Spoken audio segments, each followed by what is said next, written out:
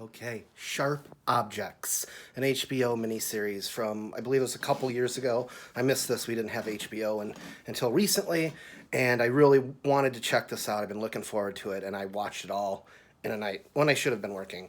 From director Jean-Marc Vallée, I believe I'm pronouncing that right now. He's done amazing films, and I like pretty much all of it. Really enjoyed Demolition. I thought that was underrated. Dallas Buyers Club, obviously. Wild has its fans.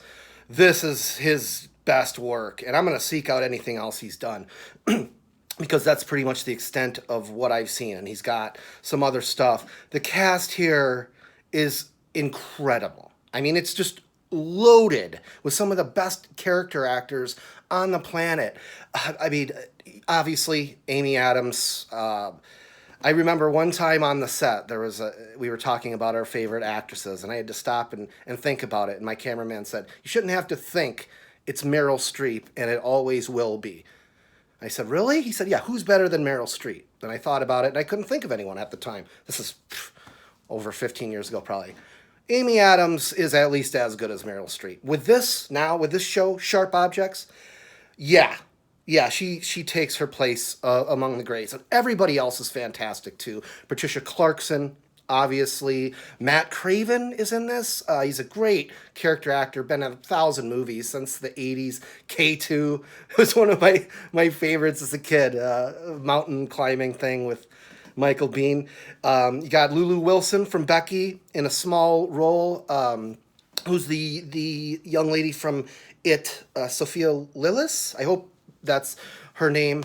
And boy, the actress who plays one of the daughters, the one that Amy Adams becomes attached to and tries to protect. Hold on, I'm going to check on that actress's name.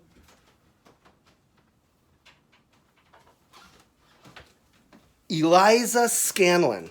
Now, this girl has a future ahead of her because it takes a lot to act with Amy Adams. I was just watching, what is it, Woman by the Window. I don't know, some fairly forgettable Netflix movie that's new. It's out, Woman in the Room or something.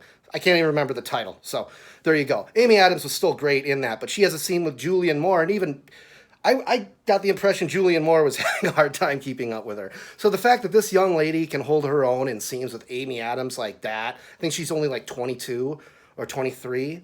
That is phenomenal. This is the plot. I haven't even gotten to the plot yet. It's a journalist who takes this assignment from her boss, also probably her best and only friend, but her boss, to return to her hometown and investigate some murders and disappearances of young women. And she's got some problems already. And he sends her there to kind of reconcile with her past because she's just gotten out of a long stay at a hospital for cutting herself quite badly. So she's, got some childhood trauma that she's dealing with, and her friend thinks it would be good for her as part of the healing process to deal with this. And she goes back there and to investigate these murders and runs into a huge slew of problems, all of which are interesting and all of which had me just riveted, glued to the screen. This is my type of thing. I mean, it's really dark and meaningful, well shot. It's not non-linear, but not too pretentious. They know how to give you little bits and pieces here, like a collage, so you can kind of put it together. The twist at the end totally paid off for me, even though the clues are there. The way they did it just goes to show you, man. Good writing, good directing, good execution can make this simple, what could have been just a really cheesy whodunit. It turns it into the work of people at the absolute top of their craft. And that's what Sharp Objects is. It's a bunch of talented people bringing their A+ game. That said, this is from the author of Gone Girl, and it's kind of in the style of, I guess it'd say, like the girl with the dragon tattoo. It'd be in kind of that area of film. So, if you don't like Gone Girl, I know a lot of my friends don't like it. This might not be up your alley, even though I think this would pay off more for people who didn't like it. But I love Gone Girl. Just love it. Saw it twice on the big screen. So yeah, the characters make those strange choices that come from their own internal disturbed logic that you may or may not be able to relate to.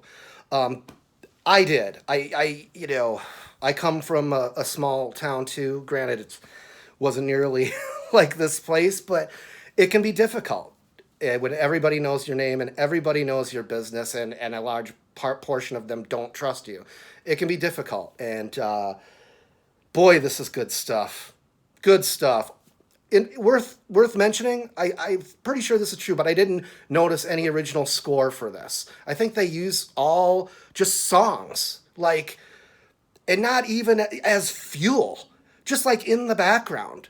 So what the characters are listening to just kind of becomes the audioscape for the film.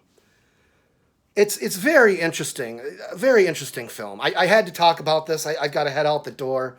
My fiance is going to be home any minute, but I wanted to talk about this because I just finished it earlier and I got to get back to work. But wow, I am blown away. Sharp Objects, 2021, HBO.